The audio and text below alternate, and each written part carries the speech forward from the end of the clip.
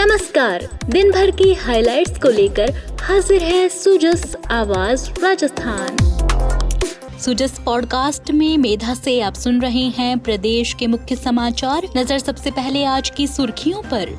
सरदार वल्लभ भाई पटेल की 150वीं जयंती पर एकता मार्च में मुख्यमंत्री भजनलाल शर्मा हुए सम्मिलित। सरदार पटेल के एक भारत श्रेष्ठ भारत के विचारों को किया नमन।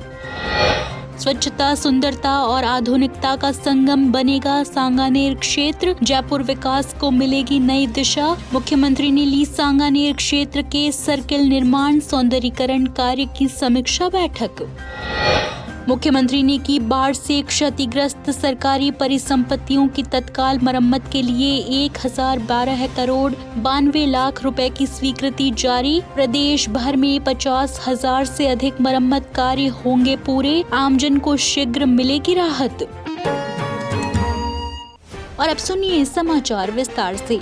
मुख्यमंत्री भजनलाल शर्मा ने आज लौह पुरुष सरदार वल्लभ भाई पटेल की जयंती और राष्ट्रीय एकता दिवस पर प्रदेशवासियों को हार्दिक बधाई और शुभकामनाएं दी हैं। श्री शर्मा ने कहा कि आधुनिक भारत के निर्माता सरदार पटेल ने राष्ट्र को अखंड बनाए रखने में ऐतिहासिक योगदान दिया। आज का एकीकृत भारत सरदार पटेल की कूटनीति, दृढ़ इच्छा शक्ति और दूरदर्शिता का ही परिणाम है। मुख्यमंत्री ने इस अवसर पर प्रदेशवासियों का आह्वान किया कि वे राष्ट्र की एकता और अखंडता को बनाए रखने के लिए संकल्प लें।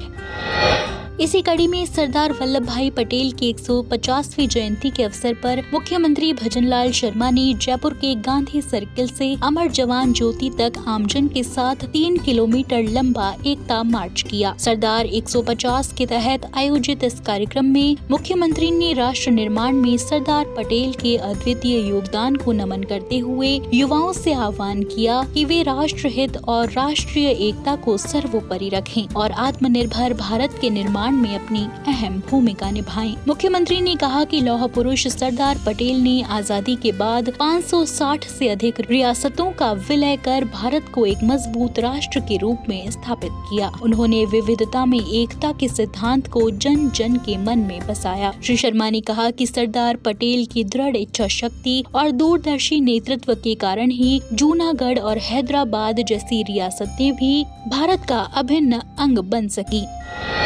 मुख्यमंत्री भजनलाल शर्मा ने राष्ट्रीय ध्वज थामे गांधी सर्किल से अमर जवान ज्योति तक लगभग 40 मिनट तक पैदल मार्च किया। उनके साथ उप मुख्यमंत्री दिया कुमारी, खेल एवं युवा मामलात मंत्री कर्नल राज्यवर्धन राठौड़, जनप्रतिनिधि, खिलाड़ी, पुलिस, RAC के जवान, NCC और NSS कैडेट्स, स्काउट गाइड्स और विश्वविद्यालयों के विद्यार्थी बड़ी संख्या में शामिल हुए। मार्च के दौरान देशभक्ति के नारों से वातावरण गुंजायमान हो उठा। आमजन ने मुख्यमंत्री का मार्ग पर पुष्प वर्षा कर स्वागत किया। अमर जवान ज्योति पहुंचकर मुख्यमंत्री ने सरदार पटेल की प्रतिमा पर पुष्प अर्पित किए और शहीदों को श्रद्धा सुमन अर्पित किए। मुख्यमंत्री ने कहा कि सरदार पटेल की सोच एक सशक्त और अखंड भारत की थी। जम्मू कश्मीर में अनुच्छेद 370 हटाकर प्रधानमंत्री नरेंद्र मोदी ने सरदार पटेल का अधूरा सपना पूरा किया। इससे जम्मू कश्मीर में शांति और विकास का नया युग प्रारंभ हुआ है, जो लौह पुरुष को सच्ची श्रद्धांजलि है। मुख्यमंत्री ने बताया कि प्रदेश सरकार युवाओं के सशक्तिकरण के लिए लगातार काम कर रही है। पिछले 2 वर्षों में 91,000 से अधिक युवाओं को सरकारी नौकरियों में अवसर प्रदान किए गए हैं, जबकि 1,50,000 से अधिक पदों पर भर्ती प्रक्रियाधीन है। युवा उद्यमियों को 140 करोड़ रुपए का ऋण भी स्वीकृत किया गया है। उन्होंने कहा कि राज्य सरकार के कार्यकाल में एक भी पेपर लीक नहीं हुआ, जिससे पारदर्शी भर्ती प्रक्रिया सुनिश्चित हुई है। मुख्यमंत्री ने कहा कि राष्ट्रीय एकता पखवाड़े के तहत आयोजित यह मार्च विकसित राजस्थान और विकसित भारत के संकल्प को साकार करने की दिशा में एक प्रेरक कदम है। उन्होंने कहा कि जिस प्रकार सरदार पटेल ने देश की रियासतों को जोड़कर भारत को एक सूत्र में पिरोया, उसी तरह आज का युवा भारत की विविधता में एकता को और मजबूत करे। मुख्यमंत्री ने कार्यक्रम के अंत में आमजन को आत्मनिर्भर भारत की शपथ दिलाई और गांधी सर्किल पर महात्मा गांधी की प्रतिमा पर पुष्पांजलि अर्पित की। मुख्यमंत्री भजनलाल शर्मा ने कहा कि सांगानेर क्षेत्र जयपुर के तेजी से विकसित हो रहे हिस्सों में से एक है और इसे शहर के सुगम यातायात प्रबंधन के मॉडल के रूप में विकसित किया जाएगा। उन्होंने कहा कि सांगानेर क्षेत्र को स्वच्छता, सुंदरता और आधुनिक सुविधाओं से युक्त बनाकर इसे मॉडल अर्बन जोन के रूप में विकसित किया जाए, जिससे यह पूरे जयपुर के लिए एक प्रेरक उदाहरण बने। मुख्यमंत्री श्री शर्मा कल मुख्यमंत्री कार्यालय में सांगानेर क्षेत्र में सर्किल निर्माण और सौंदर्यीकरण कार्य की समीक्षा बैठक की अध्यक्षता कर रहे थे। उन्होंने अधिकारियों को निर्देश दिए कि कार्यों की गति बढ़ाई जाए और हर परियोजना में गुणवत्ता सर्वोपरि रखी जाए। उन्होंने कहा कि विकास कार्यों में विभागीय समन्वय और पारदर्शिता सुनिश्चित की जाए ताकि जनहित में प्रभावी परिणाम प्राप्त हो सके। मुख्यमंत्री ने निर्देश दिए कि वंदे मातरम रोड स्थित सर्किलों का सौंदर्यीकरण स्वतंत्रता, संविधान और विकसित भारत की थीम पर किया जाए। उन्होंने कहा कि इसी प्रकार के सौंदर्यीकरण से नागरिकों में राष्ट्र गौरव, जन जागरूकता और आत्मीयता की भावना विकसित होगी। इसके साथ ही न्यू सांगानेर रोड और अन्य प्रमुख मार्गों पर भी सर्किलों का सौंदर्यीकरण, पौधरोपण और प्रकाश व्यवस्था को सुदृढ़ करने के निर्देश दिए।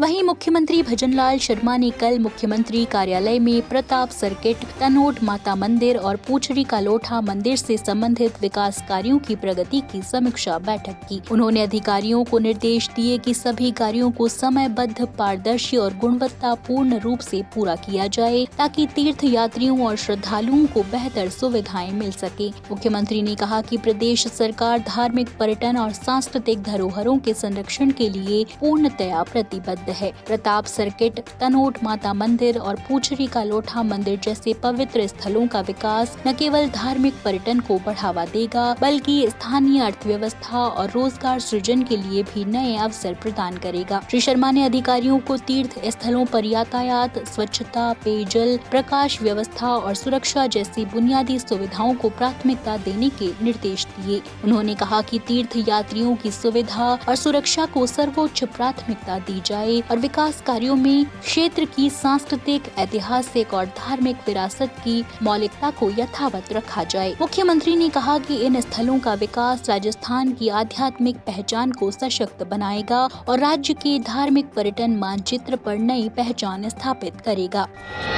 मुख्यमंत्री भजनलाल शर्मा ने बाढ़ और अतिवृष्टि से क्षतिग्रस्त सरकारी परिसंपत्तियों की तत्कालीन मरम्मत के लिए 1012 करोड़ 92 लाख रुपए की स्वीकृति जारी की है। इस राशि से प्रदेश भर में 50,288 मरम्मत कार्य किए जाएंगे, जिनमें सड़कें, पुलिया, स्कूल, आंगनबाड़ी भवन, स्वास्थ्य केंद्र, डैम और अन्य सरकारी भवन शामिल हैं।